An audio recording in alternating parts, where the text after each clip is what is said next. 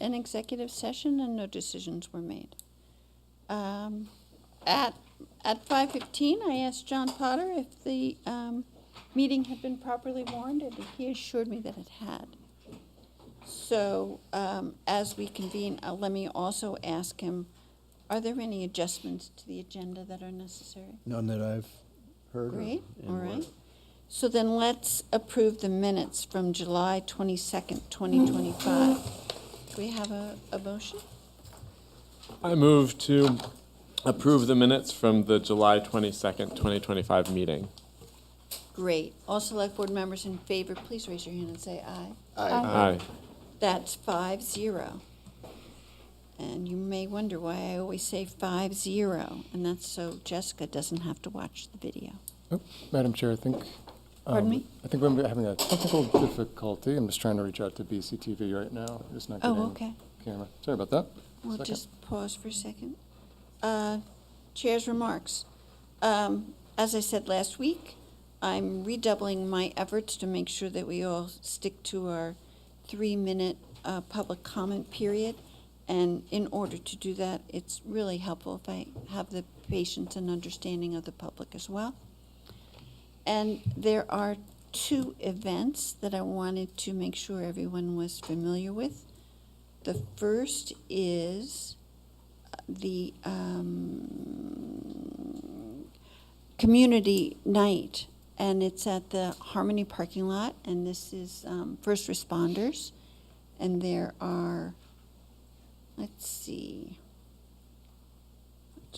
Brattleboro Police Department invites you to Harmony Lot tomorrow, Wednesday, August 6th, from 5 to 8 p.m. for Community Connection Night. Elliott Street and Harmony Lot will be closed to vehicles to make way for Touch a Truck, a cookout fair, free ice cream, a petting zoo, a dunk tank, and 7 to 8 inflatables. And this is a family night that the police department has designed, and parking will be difficult, so if you could carpool or walk, that would be helpful. And the second thing is Thursday Bridge Week celebration, which is the Brattleboro Recreation and Parks Department and the Vermont Covered Bridge Society are planning a special evening at the Creamery Covered Bridge on Thursday, August 7th from 6 to 8. Visit the covered bridge at 500 Western Avenue, and you can see a film called Covered Bridges of Southern Windham County, a 30-minute film by Philip Gattenby. And attendees are encouraged to bring their own chairs, and free ice cream will be provided, which was donated by the Brattleboro Parks and Recreation Department and the Brattleboro Elks Club, and served by the Brattleboro Garden Club. And so this is a really nice event by a number of organizations and people in our community. And we want to thank the Vermont Covered Bridge Society, the Brattleboro Garden Club, the Brattleboro Elks Club, the Department of Public Works, the Recreation and Park staff, the Vermont Country Deli, Phil Gattenby, and Dick DeGray. And that's all I have. John, do you have comments? Yep, I do. A few things. So water and sewer bills were mailed out on July 15th. Payment is due on or before August 15th in order to avoid late charges of 1% interest and 8% penalty. Tax bills were also mailed on July 15th, with first quarter payments also due on August 15th, with interest of 1% if the payment's not received by 5 p.m. on August 15th. An update, as the state's paving project continues around town, we'd like to remind residents that overnight parking is not permitted within the project limits. There's portable electronic message boards that are going to be put out have been getting put out each evening to provide a reminder about this ongoing work around town. The milling operations taking up the old pavement within the downtown district will begin tonight, and work can be expected downtown for the remainder of the summer. We ask for your patience during this period and encourage residents to stay informed through the state VTrans weekly project updates. Please note that crews will be utilizing noise monitoring equipment to measure decibel levels during nighttime operations. And then lastly, I wanted to mention that on Monday at around 7:30 a.m., police, fire, and DPW staff were picking up litter and debris along the Whetstone Walkway, and they observed a man who was unconscious on a bench. When trying to wake him up, they determined that he didn't have a pulse. Assistant Fire Chief Chuck Keir and Officer Cody Evans began medical intervention, including CPR. They continued that until fire EMS personnel arrived and took over and transported this man to the Brattleboro Memorial Hospital. And as of last night, this man has survived due to these actions taken by our police and fire EMS personnel. So thank you to all of them that were involved in that. It's great. And that's all I had. Great. Are there select board members who have other announcements? Oh, I have one announcement. Yeah. Tomorrow evening, I'm wearing two hats here. So this is not my select board hat, but I am a select board member and I'm on film right now. And BCTV is recording this. On our farm tomorrow evening from 5 to 7, we're doing a fundraiser for Brattleboro Community Television and WVEW, our local independent radio station. And I'm sorry that it's conflicting with community night, but you can go to both. Ours is from 5 to 7, and community night goes from 5 to 8. And half of our ice cream sales are going to BCTV, and we're doing Pick Your Own Flowers by donation. 802 Soul Kitchen is serving up food, and there's going to be live music and a live broadcast of the Bratcast. What farm is that? I'm sorry. It's Lilac Ridge Farm, 264 Ames Hill Road, Brattleboro. What's the address? 264 Ames Hill Road, Brattleboro. You can look on social media at BCTV or Lilac Ridge Farm, or just walk down the hall to the BCTV cork board, and they have some signs, and we have signs around too. Thank you, Amanda. Are there any other select board members who have something? Peter, are you sitting in a hole? I am sitting in a hole, and I'm a little You resentful. want to cut that out? I can't. I tried to fix it without making a lot of noise, and then All I'll right. fall and I'll just become like a... All right. We have come, Tons of fun. Tons of fun. we have I'm come, not going to there's do a that. nice Too much chair attention over has there. been drawn to it already. I'm just going to sit here and be humbled. Let's have some public participation. Are there members of the public who'd like to speak on a subject that is not part of tonight's agenda? I see a hand in the back. And then Randy, and then, Hello? Hello. your name, please. Oh, my name is Katie. Oh. Hi, Peter. Hi, John. It's me, Katie. All right. Hi, everyone. I know many of you. My name is Katie, and I am part of a community space in Brattleboro called 69A. Katie, do you have a last name? Yes. My last name is Bachler, and I'm part of a community space in Brattleboro called 69A, and I just wanted to share a little bit about it and myself and some of the things we're doing. So we rented a space in Brattleboro asking the question of what is needed in this town, just saying, what does it mean to throw open the idea that, you know, we all have things to share and what might be needed in town. And we did that in January, and it has been this evolving, beautiful space with people bringing their gifts and wisdom and art workshops and movement workshops and film and food and dance, and it's been really, really beautiful. And as the motel programs have ended and more people are out in town, we've also become a really beautiful site of care and giving, and have been meeting people's needs every day in a really basic, beautiful way, like food and water and rest and art making. Like, we are an art gallery, and we're an art gallery for all. So we opened with that vision. Like, you don't have to buy anything there. Just come in, be yourself, see what gifts you have to share. There's a really amazing show up right now by a beautiful artist named Trish. It's going to be up for the next month. We had our opening at Gallery Walk, and she is a person who found the space and is now like, I feel like I can be myself here. Thank you, Lisa and Dave. Our beautiful friends Lisa and Dave run the space every day from 10 to 4 and offer, just meet people where they're at and meet people's needs. And Trish goes there every day to make art, and she's made these beautiful lamps, which are for sale. They're like one-of-a-kind magical lamps, and paintings, and picture frames, and just as a story, as an example of a person who has found 69A and really come into their own. I think there's many stories like this. People call it a haven because they feel cared for there, and it's really beautiful. And our mission is to take care of people, and our mission is to be a place for everyone to feel seen and heard and be able to be themselves in this world. You can see our mission like on our website. We have a website and a Facebook and an Instagram. We take donations. A lot of people from the town have shown up and given donations. And John came to our open house, and we appreciate it. And Oscar came to our open house, and there's been a lot of support. And you know, it's. Oh, sorry, I'm not like you said. And yeah, we're just trying to find solutions together in this town, and make perhaps like, you know, it's hard, but we're all in it together. Oh my gosh, that's like weird All for right. me to talk. You're echoing. It's What is echo. that? It's a delay. But so sorry, that's making my brain feel weird. But I just want to say that we're here to figure out things going on in Brattleboro together, and our.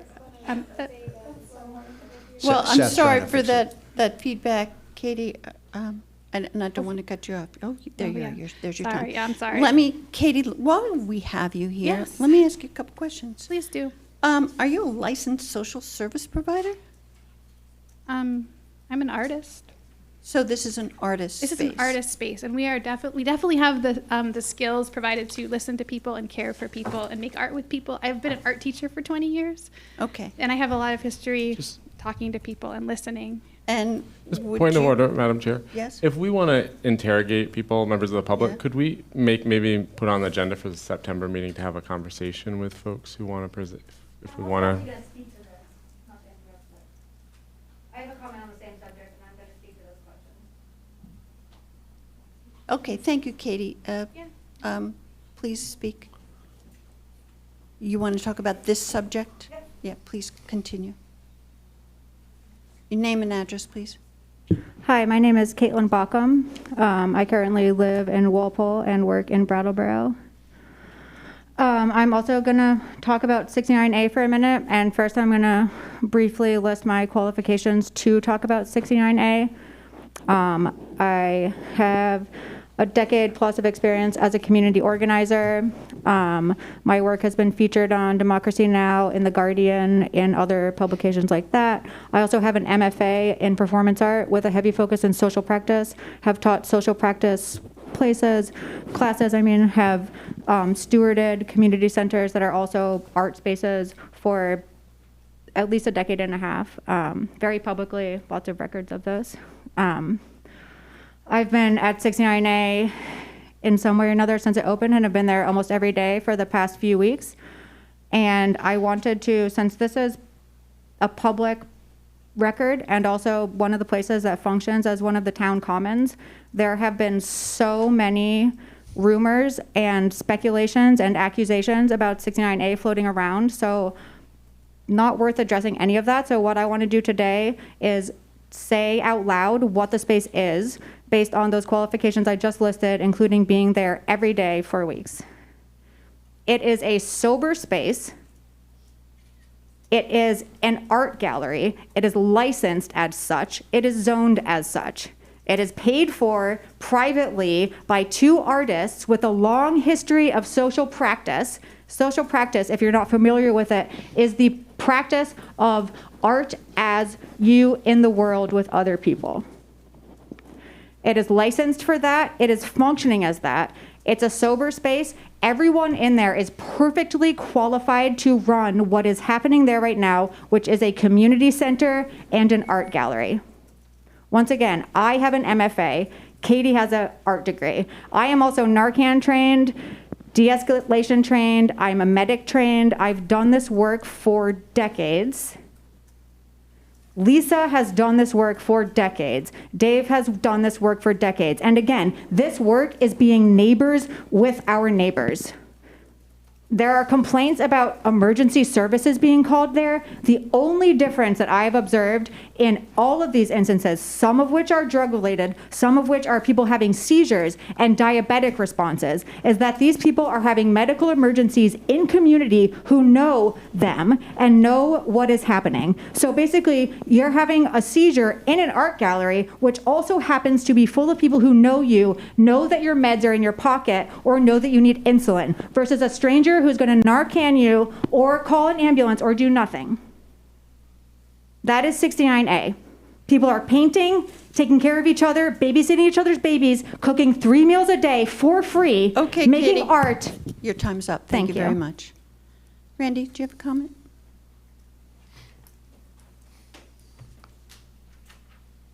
Hi, Randy Blodgett, District 7. Just have 2 things. The first one is I want to express my sincere gratitude to nearly 500 voters in Brattleboro who have shown such overwhelming interest and support for the one person, one vote petition for the change governing by Australian ballot. On Monday, the petition was officially certified by the town clerk, and it will now be subject to a vote by the town citizens in the near future. I want to reiterate our deepest appreciation for all the unwavering support. Remember, every vote counts, and it's crucial that we continue to exercise our right to vote. Secondly, I just want to say that I feel after being here for like a year and a half, most meetings or online and following and interacting, I want to extend my heartfelt appreciation to everyone in the town government, dedicated citizens who actively have participated at the select board meetings, committee meetings, RTM meetings, and other various committees that have met either once or multiple times. We have made significant strides in accounting and financial practices, even though it seems like we're still struggling. I feel we made great gains. And I think that we need to continue to strive for improvement in all our programs and plan for the future. As Brattleboro, we have resilience, we have determination to overcome any challenge that comes our way, but we can always do better. Thank you. Thank you. Yes, ma'am. Hi, my name is Martha Noyce. I'm a resident of Brattleboro and a homeowner of Brattleboro. I would like to offer support to the board here, the Brattleboro Police Department, the Traffic and Safety Committee, and I believe there's been a newly established panel or group that's evaluating the traffic issues, problems in Brattleboro. I would like to specifically bring light to the issues on Western Avenue, the area where exit 2 moves west until the Creamery Bridge. I live on Orchard Street, and there seems to be a increase in cars that are parking on both sides of Orchard Street at that intersection. I know there are 2 paper signs that have been placed there by the police department temporary in hopes that there will be some permanent signs put in those 2 locations. And I'm also addressing the congestion on Western Avenue where the Country Deli is and the backing into oncoming traffic. I'd be interested in the findings, the suggestions, and hopefully some solutions in a timely manner to these few traffic concerns. Thank you. Thank you. This is We have personal. Mr. Ozer online. Mr. Ozar.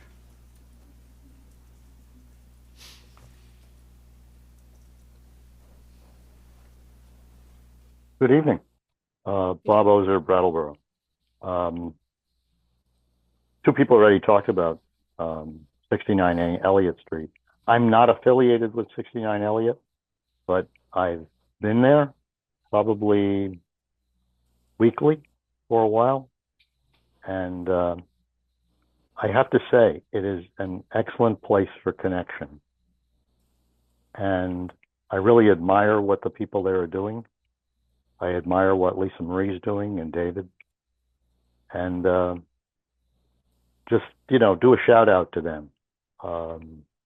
It's a heavy lift, and they are really trying. And so if you're interested, drop in there. It's I think they have an email at 69A Elliott Street at gmail.com. So if you want to email them first, or connect with me, and maybe we can find a time to go together. But thank you. Thank you. Dick?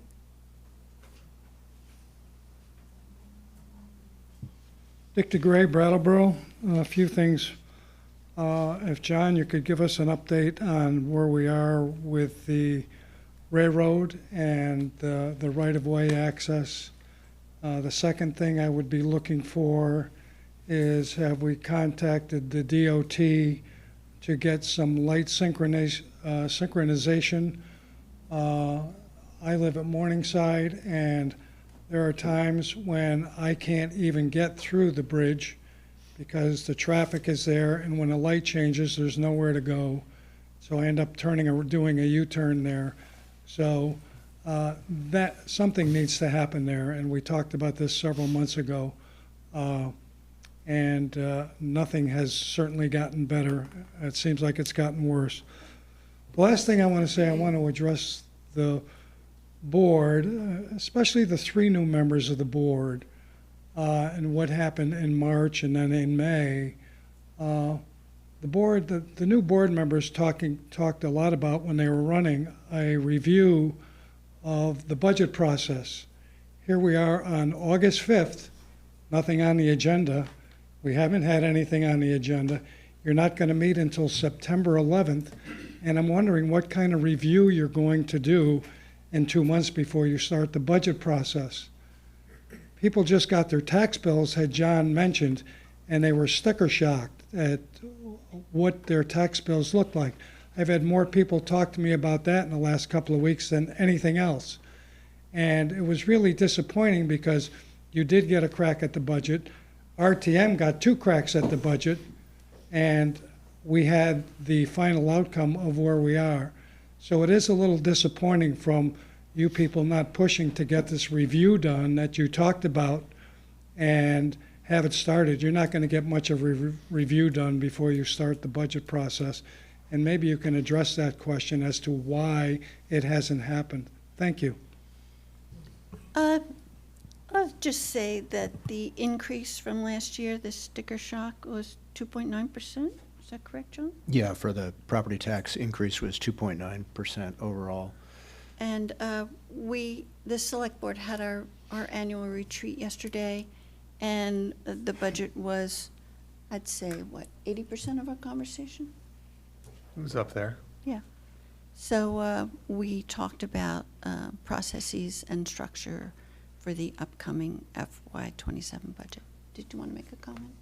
Just, yes, that we did discuss it. We agreed on some changes to the process already yesterday.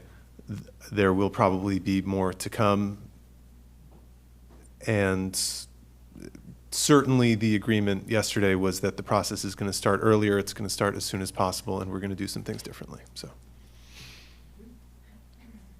I see a hand in the back. You want comments from more Did people? we? From John. Okay. The chair wants me to. Oh.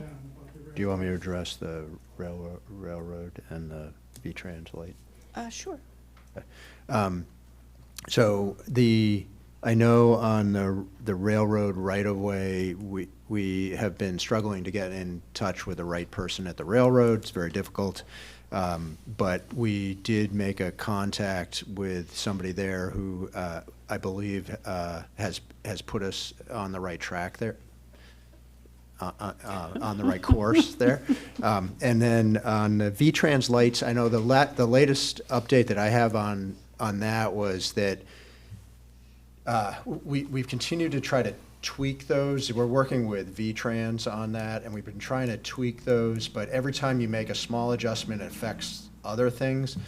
And I believe that the Public Works Director told me that probably the best thing to do there would be a traffic study. Of course, that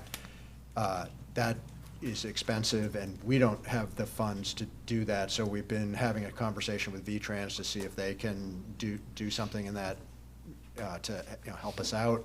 I don't know if that's going to happen or not, but we have been, we're aware that it's a continued issue at certain times, and hopefully we can continue to make micro adjustments that will result in a long-term fix there eventually, or do a traffic study. So, yep.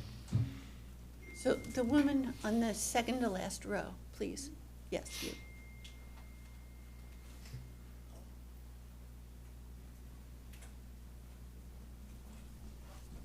Hi, my name is Jane Congleton, and I live in Brattleboro. I grew up here, and I just wanted to share a little story because related to 69A, at the last gallery walk when I was hanging out there, and I've been going in there almost every single day. Every time I'm in this space, I get like a boost. I usually go before my shift at work and I say hi to everyone. I might bring like some boots that are excess somewhere else in town, and that's been the grounding of a lot of my role in community care, has just been moving material around. So I'll take a box of clothes up sometimes, and everyone always offers to help me bring stuff from my car. I always can get some snacks or water. I've been fed multiple times by this space. And on Gallery Walk last week, there was teens in the space and their parents coming in and older folks coming in to check it out. And someone had this funny little guitar that wasn't a normal guitar. It was a 4-string, but it wasn't a ukulele. And it was really cool. And they started playing, and then I started singing with them. And then these other young people with skateboards came in and started singing all together. And there was multiple generations. And I wanted to share that because it really fed my heart. And then there was someone having a really hard night, toward the end. And with the music in the background, I was given feedback that having a sweet kind of thing going on as background sound, as this other person was able to be in a safe space until a police liaison kindly showed up to help support them, and just to vent. There was this other kind of piece of art happening, and it took the burden off of someone being the hyper focus of being in crisis. And I thought that was really magical and a good example of family, and how we can extend the sense of commitment to family that we might have with our immediate family or chosen family, and actually realizing that this is what it is to feel family, where it's hard to have a relationship and move through conflict when you don't have a lot of time to spend with people just in the middle, enjoying food or art. And 69A has offered that type of space, and I don't have to pay money to be there, and I don't have to be anything except what I am. And I have met so many people and made a lot of friends, and I'm really grateful and honored to speak to it. Thank you. Okay, Jane, thank you. Thank you. Gary?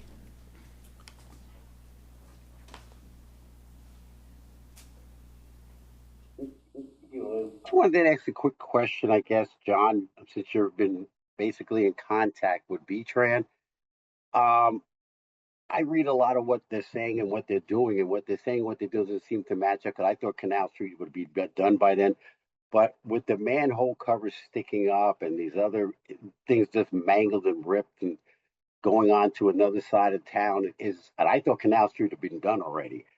Is there any way a representative from B-Tran could chime in or zoom in sometime next week, or come in just to give us a definitive answer to when they see this project being completed, or what steps? Because there are a couple of days that they just didn't show up, Thursdays and Fridays. It says Monday through Friday on this end of town, and this time they just never showed up. And it said Canal Street. So is there any way we can get somebody down here to give us a definitive answer, more clarity of where are they at, what is it they're doing, when do they see the end game of this project? Thank you. Why don't we talk about having that as an agenda item? Okay, we can request discuss that if you want. Okay, Yep. thank you. Okay. Thank you so much. Thank you, guys. Abby?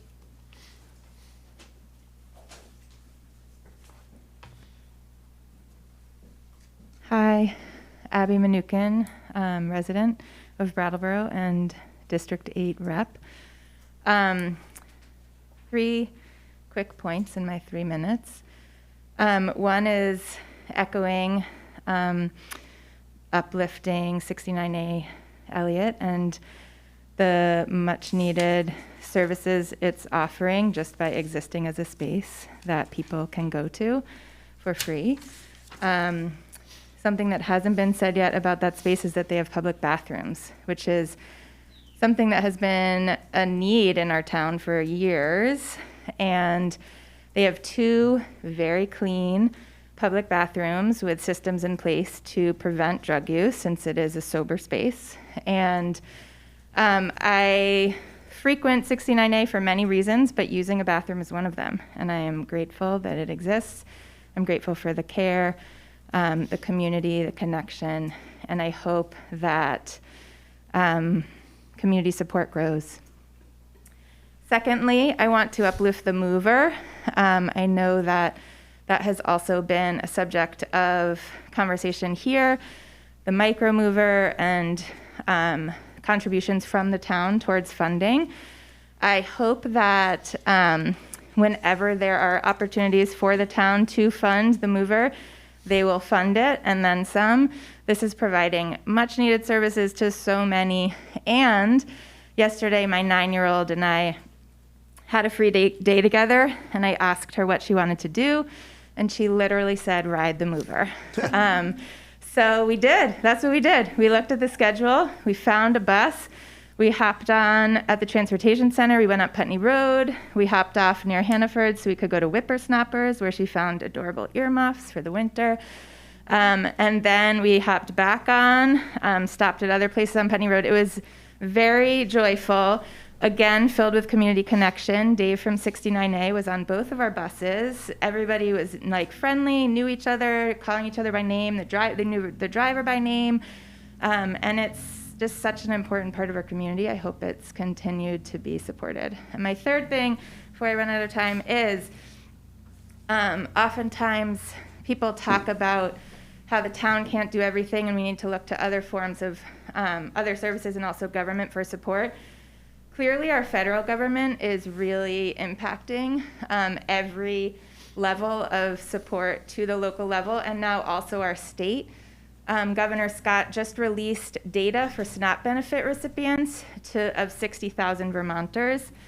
I don't trust that the state is there to protect us, and so that leaves even more on the local level to protect all of us in community. And so I hope that you take that seriously. Thank you. Thank you. I just want to applaud you for talking about the mover. I always feel that the mover is a huge sustainability amenity in our town, and more people went on dates with their daughters. The better. Are there any more comments from the public? Great, let's proceed. John, would you like to give us a thumbnail sketch of the consent agenda? Absolutely, Liz. We have 4 items on the consent agenda tonight. If you approve this agenda, you'll be approving a second-class liquor license for Kinney Drugs located at 499 Canal Street, which is where Rite Aid was at Market 32. You'll be awarding a $100,640 bid for the Melchin Road Slope Stabilization Project to A.S. Clark of Newfane. You will be awarding a $158,000 bid for the Oak Grove Sidewalk Replacement Project to Bernie LaRock and Son of Guilford. And you'll be ratifying a $10,800 adjustment to the previously awarded bid for the William Street Retaining Wall Project to Michelle Bellergen Construction Services of Cornish, New Hampshire, now totaling $487,633. Super. Can we have a motion regarding the, I move to accept the consent agenda as presented. great. Oscar has moved to accept the consent agenda as presented. All select board members in favor, please raise your hand and say aye. Aye. Aye. That's 5-0. Thank you. All right, regular business. John, you want to present the financial report? Yes, actually, I'm going to ask Sally Cruz-Nix and Bonnie Batchelder to join us at the table. Great. And you may have to bring a chair up, because I stole one of them for Peter. Thanks.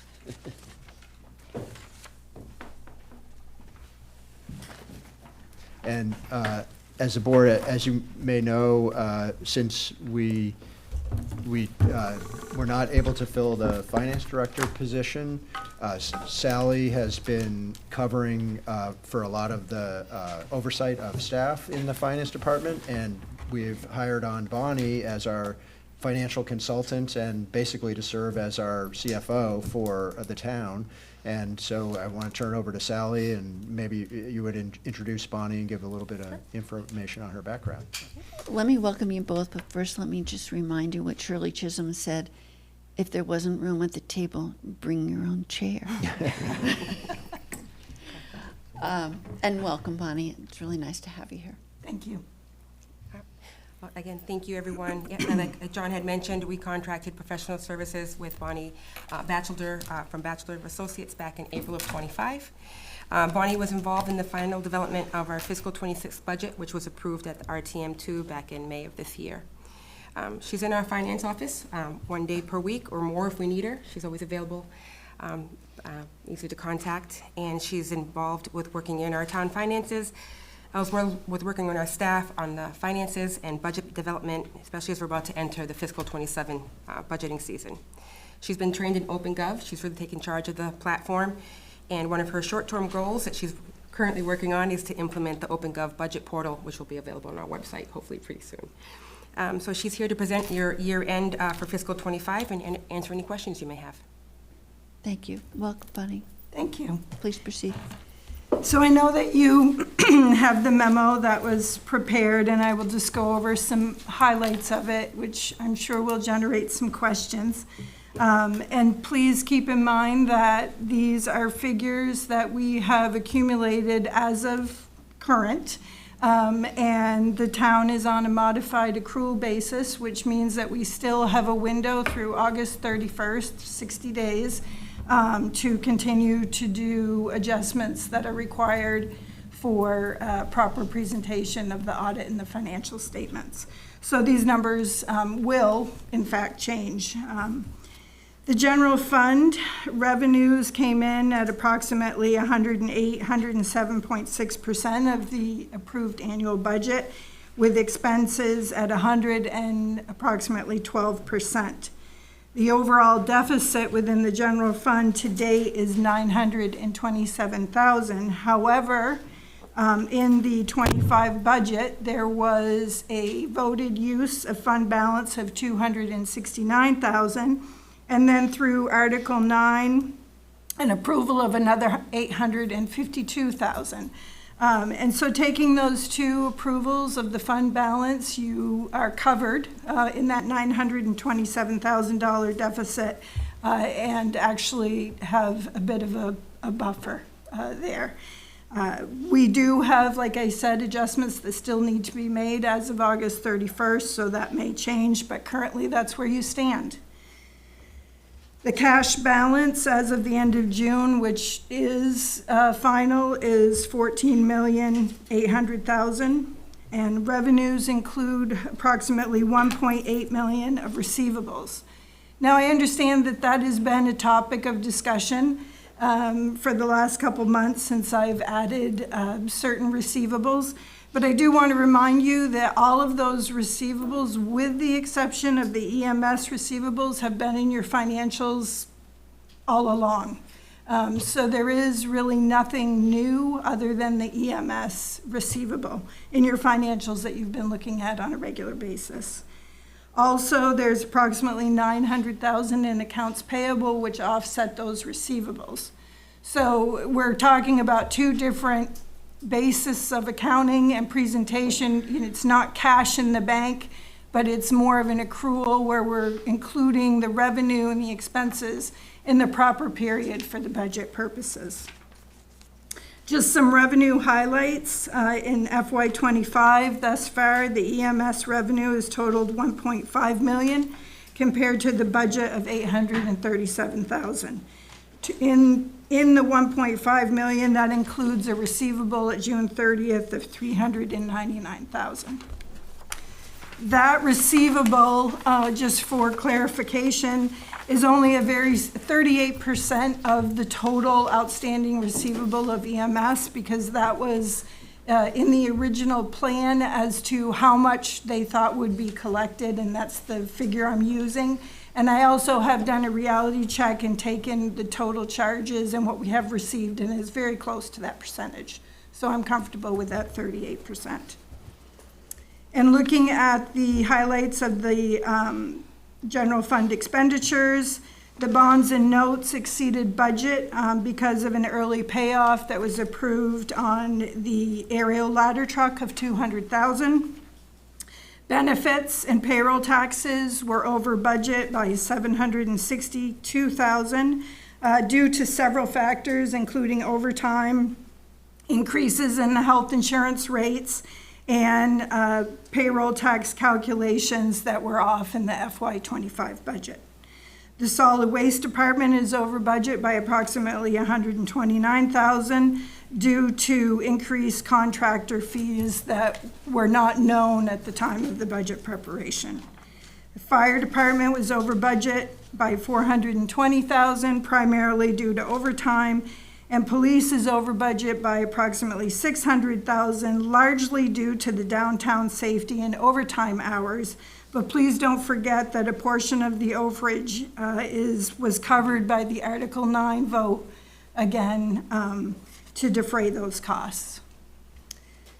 In the utilities fund, the revenues represent 106% of budget and expenditures are 95%. That's a great place to be, and utilities fund is in a surplus of $512,000. Of that surplus, you can see that we have utility receivables of $1.5 million, but please be reminded that in July of '25, we bill for the prior quarter, and so we need to book those as receivables. The parking fund, the revenues are 75% of the approved budget, expenditures are 90%. We have a deficit of $219,000. However, in that $219,000, we have $219,000 in depreciation. So from a cash point of view, you're at break even for the parking fund. There's various other reports that are included in my memo that are standard that you've seen on a monthly basis. I think they're self-explanatory, but I would certainly field any questions that you might have about those that I could answer with the data in front of me. Great, Bonnie, thank you very much. Sure. And how's the baby? Wonderful. Great. 2 weeks old. Wonderful. All right, let's open it up to select board members who might have questions. Oscar? Sure. Hi, Bonnie. We're really grateful to have you doing this. It's been really helpful. And I think for me personally, any accounts receivable talk has just been because I find it very confusing. Sure. So I'm glad. I think I've been getting to understand it better over the last couple months, but I'm really glad to have you here. I have, there are notable things in the line items for me, but it's mostly been stuff that I feel like we've been tracking over the months, so I don't have particular questions there right now. The $200,000, and some of these are for John, some of these questions. The $200,000 accelerated payment, that was one of the items we chose to do to save the bonds, to save the payment as one of our budget reduction items, right? Right, yes. Okay. That I think reduced the FY27 budget by something like $50,000. So it's actually unexpected. This is a cost that we were going to have to pay later. We now paid now, and we were basically able to float that cost because revenues were up, which is a good thing. John, I was wondering, where are we in the process of the audit? Have we found a new person? I'm going to turn that over to these ladies Okay. and to explain where we're at with that. I do know that they have put together an RFP, and I don't know the status of it. You want me to take it? Sure. Okay. So we've sent out an RFP to auditors. We did do a pre-screening to call auditors. I am an auditor myself, so I will tell you that finding an auditor, especially that it specializes in government and single audit, is extremely difficult. And I was your auditor for many years. But we have sent out RFPs for those who are interested, and we're going to do a follow-up. We have not received any responses yet. What is our contingency there? Good question. We have to do an audit. Right. We will do an audit. Yeah, I can add a little bit Yeah. to that. Because I'm preparing all of the schedules the way I would want to see as an auditor, I will start calling people and telling them this, and even if we need to draft the financial statements, we can also do that, which is actually a better control for auditors if we, as the client, draft the financial statements. So we will find an auditor, it just may take some time. And you're going to make sure that all the auditors know how easy it's going to be for them, should they do the job. Of course. That's good. And I did have one specific question, which is on page 2, the employee contributions to benefits, the actuals are still 0. I was just wondering if you know offhand, are those included as receivables already in the expectation that that will happen? That number is not really accurate because when the budget was done, 100, as you know, there's a portion that is paid by the town, a portion is paid by the employees. And that revenue figure was calculated that it was going to come in from the employees and that 100% was put in the expense. It's really not a true revenue figure because only the portion the town pays should be in the expense. So there is no revenue that is captured in that line item. Okay, I see. And that has instead just been captured by the expense being lower Correct. on the other side? Okay, great. Yep. Okay, thank you. Thanks. Yep. Other select board members? Yes. Well, thank you so much for being here. We're so glad you're here. I wanted to see if you could break this down for me. I just could use a little education about the difference between the revenue and the receivable. I'm looking at the first page under general fund revenue highlights, where it talks about EMS revenue being $1.5 million, and the total revenue, including receivable, of nearly 400,000.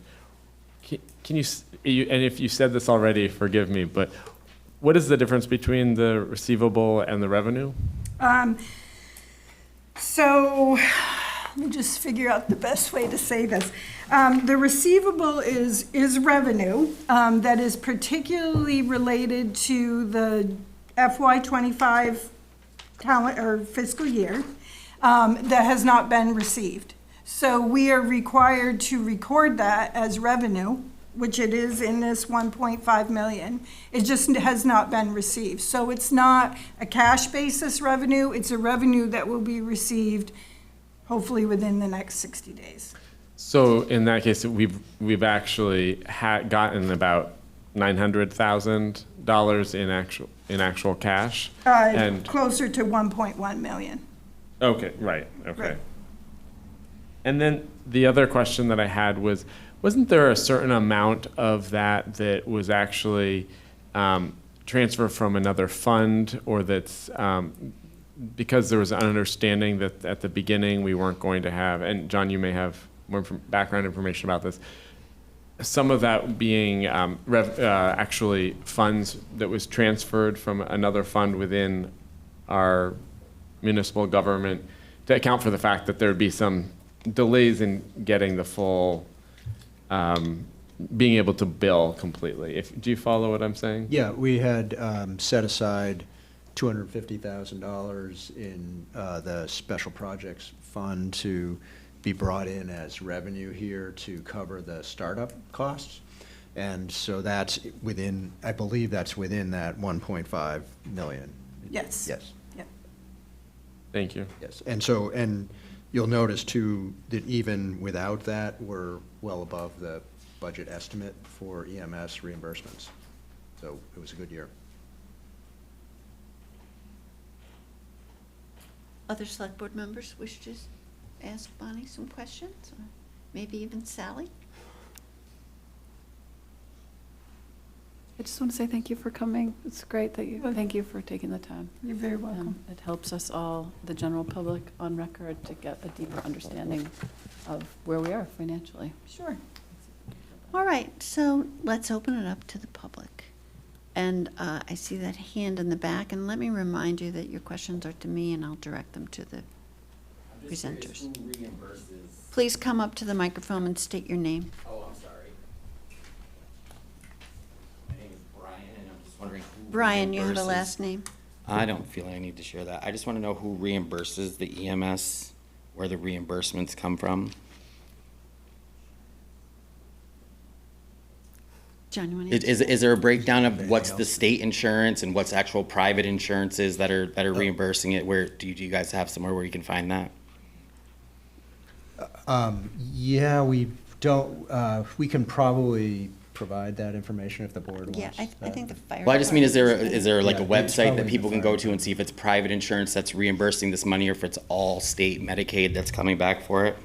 When the fire department reports to us, which is monthly? Quarterly. Quarterly, Yeah. they have that data and they share that with us when they So come. they would have past data there if I wanted to go look at it for like the past however long they've been doing it for. It's open to the public to go see that. Would it be part of the last minutes from the last? It would be part of the last packet from the last select board meeting. And if you email the town manager, he will direct you to that information. Thank you so much. Dick, did you have a question? I went through all the line items. I could ask 100 questions, but they don't mean anything. The question that really concerns me is the benefits were over by 761,948. And I had asked the question just when you came on in April, when the board was redoing the budget, and they had found that in the budget that just was adopted in May and is now in place, had been underfunded in that area in terms of calculations for payroll and taxes. And I'm trying to remember what that number was. Was it somewhere around $400,000? It was a pretty significant number. The number, the area, the range that you just mentioned also included, I believe, 3 firefighter positions. So that the Well, I knew that number, but there was a significant number that when the board was pretty much set, John came back and told the board that our new finance person had run the numbers and we had a real huge deficit that after the board made several cuts, we had to add money back into the budget. Right. And so my question is here is who is responsible for those numbers that are actually part of this budget that we're looking at? Some of it I can understand, the overtime. But the the calculations for the benefits and the taxes made the error in this budget, and they also made the error in the budget that we were putting together. And that's a significant amount of money, and no one's asked that question. Who's accountable? Who did that, and who's accountable for that? Because that was a huge financial mistake. And so I'm going, doesn't anybody look at that, and doesn't anybody wonder why or who made that mistake? I don't know if it was the finance director, I don't know if it was the HR director, I don't know if it was the assistant town manager or the town manager, but somebody should have to answer for what that mistake was, because it was a huge financial impact here and also in the budget that you were doing, because it impacted the number that you had gotten to, and then we had to put money back in the budget.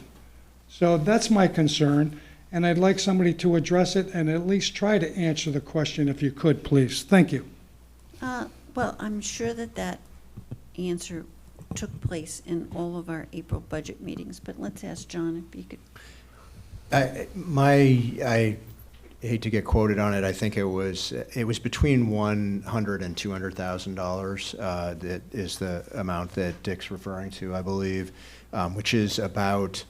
It's less than 0.5% of our overall budget. It's not a huge impact. It is significant, though, and we don't like to make underestimates. And Bonnie has been extremely helpful in having us identify areas where we were underestimating in the budget. I just want to remind everybody that budgeting is an art. It's not a science. It's something that we do the best we can. And as soon as you have a plan in place, things change. And that's just life. And, we do the best we can. Kate.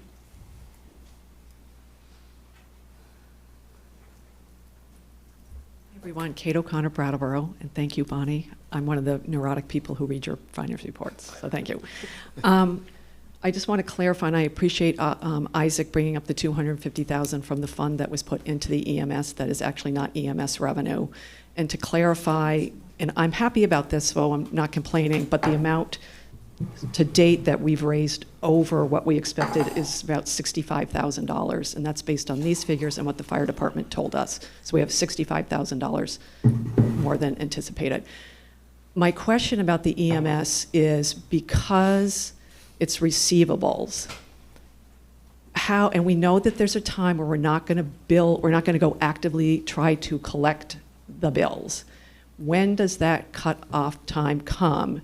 And how does that impact what we're going to actually really capture in FY 25? Get mixed up where we are. We're in FY 25. So we're saying there's $399,000 worth of receivables.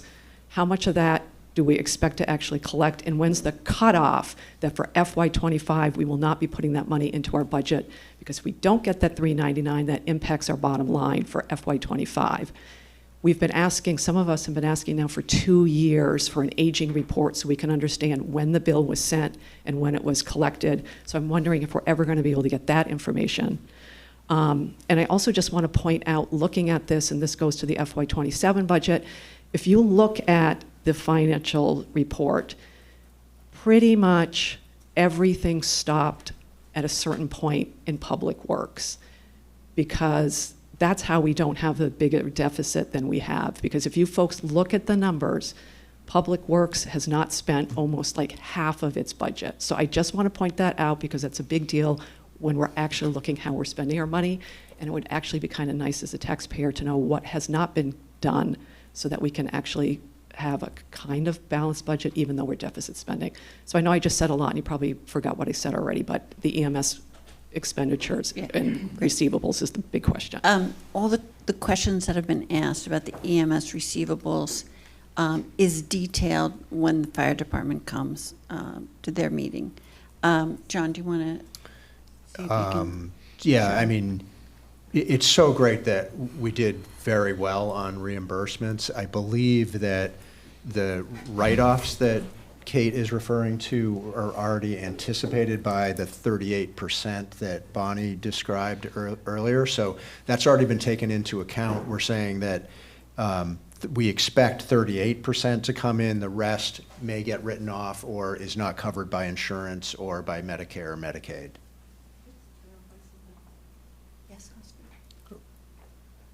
Yeah, just to acknowledge a couple things that Kate's saying. And first of all, to say that we have been talking about the aging report. John and I have talked about it. We're trying to work that out. I want to validate some of the things you're saying. The 38% is an overall estimate. You would expect over time that the claims remaining are ones that are less likely to be paid as time goes on. There's probably some effect there. That said, $400K in receivables at 38% is something like $1 million in billings. We're going to get some of that. We may not get 38%, but we may get 30%. We may get more than 38%. It's a little uncertain, but we're going to get a good chunk of the 399K. I'm confident. And then the other, I think, fair point, Kate, is that we were on track for what looked like a pretty big deficit, and then operationally reeled it back in. And I think it's a fair question to talk about how did we make that happen, and did we do it in ways that are sustainable, et cetera. And that's a conversation we can have going forward. No, I mean, we saved in lots of areas across all departments, not just in DPW. I think that's called management. I have David Levenbach. Mr. Levenbach. Thank you. David Levenbach, District 9. I'm also on the member of the Finance Committee. Just a couple observations. There are 19 pages of line items, and obviously some are in the positive direction, some are in the negative direction, and that is unexpected that will happen. The observations we'll make do not concern the police, fire, or solid waste overruns and expenses because they're related to some big policy questions that were considered last year. But I did notice a couple patterns in smaller cases, and I think they're notable. I was, for some reason, unable to do a word search on the document that's in the backup materials, but it seems to me a couple of things that stuck out to me. For some of the relatively minor revenue items, there are overestimates in a good number of them. And so I think going forward, town might want to budget more conservatively for those revenues. Second, telephone expenses are underestimated in many cases. Gas and electric and utilities, and there are different ways that they're described, are underestimated in many cases. And I understand that those are very sensitive to market conditions, but they are still something to take note of. And then finally, and this sort of goes back to the point that Mr. O'Connor and Mr. Heller just alluded to, it looks like there was underspending in many equipment and maintenance lines. And if those are deferrals, which I could understand those being made, those could be costly in the future. So those are just some things that I noticed in looking at the 19 pages of line items, for which I'm very grateful. Thank you. Thank you. Yes, Randy. Hi, Randy Blodgett, District 7. I guess I want to take the way of going forward. First, thank you that we have someone now that's giving us more information, that's organizing more efficiently.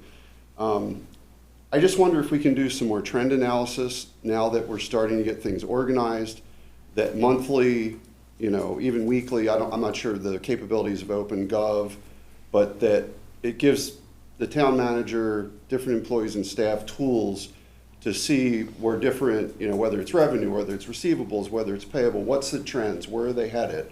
Overall budgeting and stuff, it's, in my opinion, you need to watch the trends. And if the trends are out of control, you need to rein them back in. Budget accuracy, I think, is what David was just talking about. So again, I think if we get all electronic, it's going to be easier, hopefully, to see that and manage that, because it didn't seem like that in the last year and a half.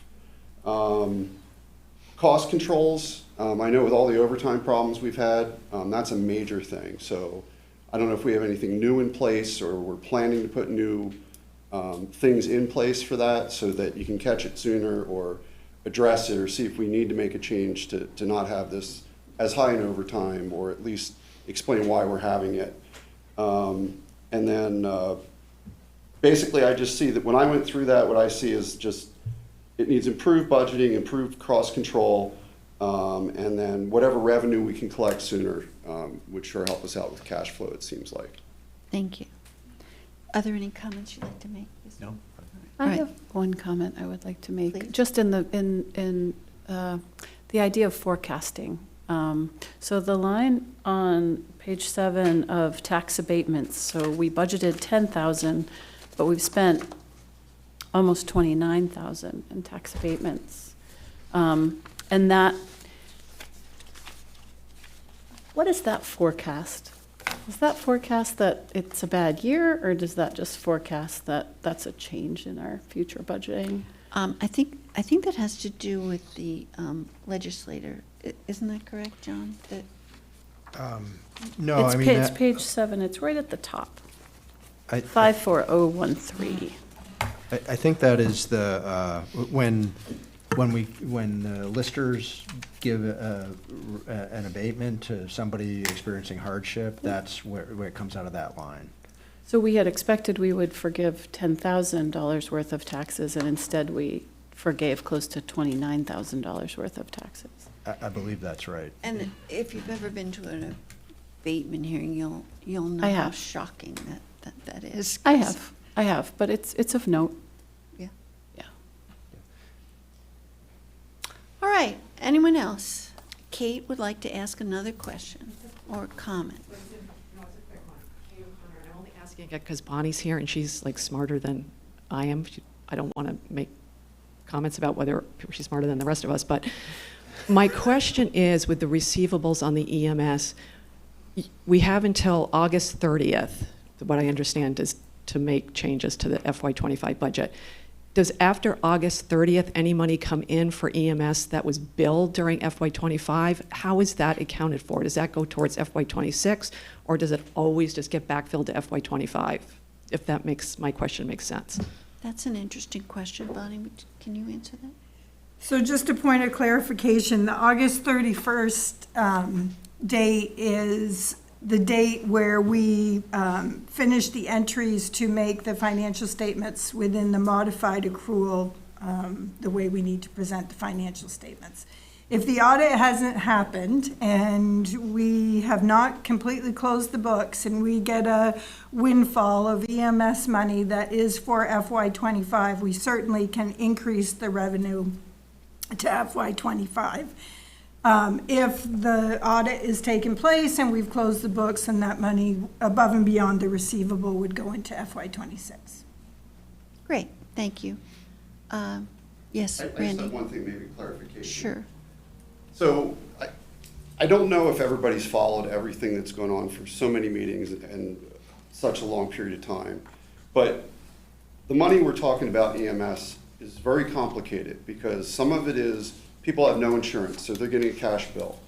Other people have Medicaid, Medicare, they're getting that, and we're somewhere in, 34%, I believe is the number on that. If you have major insurance, Blue Cross, whatever, it's around 66%. So a lot of people want to know what the mix is. Well, the mix is a bouncing ball. It depends on the week, it depends on the month, it depends on a lot of things. So that's where these numbers are so convoluted, is because unless we have it where it's being published, more regularly, you don't know where we're at. And that's why it's not easy to give an answer. So I don't think a lot of people understand that. Thank you very much, Randy. All right, is there anything else? Yes? Gary. You're our last commenter, Gary. I'm going to make it real quick. I was just curious to know, I don't know, either John or any of you might know, Liz or Bonnie, do you also deal in risk management along with your hat that you're wearing now as an auditor to determine, certain factors and actualities of where certain futures go with the monies to help, guide in the future what's coming down now with, increases in tariffs and taxes and things to that aspect? I just curious if you also deal in that, or anyone in your department deals with risk management. Let's ask John that question. I would say that everything we do in municipal government is risk management, and it's trying to balance that all the time, and it's very, very challenging work. But as you see, we've been able to mitigate things in the course of the year, and hopefully we'll continue to do better and better at our budgeting process and taking risk into account as we move forward. Great. Well, thank you. You're welcome. Bonnie, Sally, thank you very much for coming and reporting you. and for your work on the finances for the town. Thank you. You're very welcome. Thank you. All right. Well, let's move back to the agenda and see where we are, which is, Do we need a motion on that? To No. accept it? Yeah. we do? Thought we did. If you want to. All right. So I will motion Great. Peter, give us a motion. to accept the Finance Department's June 2025 finance report as presented. Great. Select Board members, would you like to vote to accept the Finance Department's June 25 finance report as presented? Please raise your hand and say aye. Aye. All right, that's 5-0. Now, we have the board nomination for the Brattleboro Community Television BCTV Board. John, would you like to discuss that? We received a letter from Garrett Harkowick, the president of BCTV Board, and he may be online. Yep, here he's online. and may want to speak to this. I'm here. Oh, good. So, Mr. Harkowick, would you like to explain the request that is in the letter of the Select Board's packet? Absolutely. BCTV, you're all aware of it. It's who's recording this meeting currently. And we are a volunteer board, and so we're always on the lookout for new members. And it was brought to our attention that historically the Select Board of Brattleboro would nominate someone to be on our board. So we'd always have a member of the board that was, basically provided by the Select Board, whether it be a town employee or just, whoever wants to do it. And I think that practice went on up until, about 10 years ago. I'm not sure exactly when it ended. But we thought that'd be a great idea to, bolster our board. So we are asking that you, take that practice back up again. And in this case, Seth Thomas, who is an employee of the town of Brattleboro, was very enthusiastic about BCTV, and we reached out to him, and he would love to join the board through this process. So basically, we're asking you to nominate him, and then at some point in the future, when he has is no longer on the board, you would agree to find us a new person to serve on the board. And that is the gist of it. If you have any questions, I'm happy to answer them. Great. Thank you, Gary. Well, board, this seems like an easy lift because Seth is enthusiastic about BCTV and a valuable member of our staff. And would someone like to make a motion? Isaac? I move to nominate Communications Coordinator Seth Thomas to the Brattleboro Community Television Board. Great. Isaac has nominated Communications Coordinator Seth Thomas to the Brattleboro Community Television Board. All Select Board members in favor, please raise your hand and say aye. Aye. Great. That's 5-0. Thank you, Gary. Thank you, Seth. And that is the end of our agenda. Would someone like to make a final? No, Oh, yeah, we're going back in. back in. So, guess what, people? I have 2 more motions to make. The first motion is because we are returning to executive session at this time. I move to find that premature public knowledge regarding contracts would clearly place the town at a substantial disadvantage because the Select Board risks disclosing its strategy if it discusses the proposed items in public. Would Select Board members like to vote on that motion? All raise your hand and say aye. Aye. That's 5-0. The second motion, I move that we enter executive session to discuss the negotiating or securing of real estate purchase or lease options and contracts to which the public body is or may be a party to under the provisions of Title I, Section 303A, 1A, and Section 303A2, and invited to the executive session are the town manager, the town attorney, the director of the Department of Public Works, the assistant director, Department of Public Works, a solid waste consultant, and the human resource director. All select board members in favor of this motion, please raise your hand and say aye. Aye. And that's another 5-0. Thank you all very much.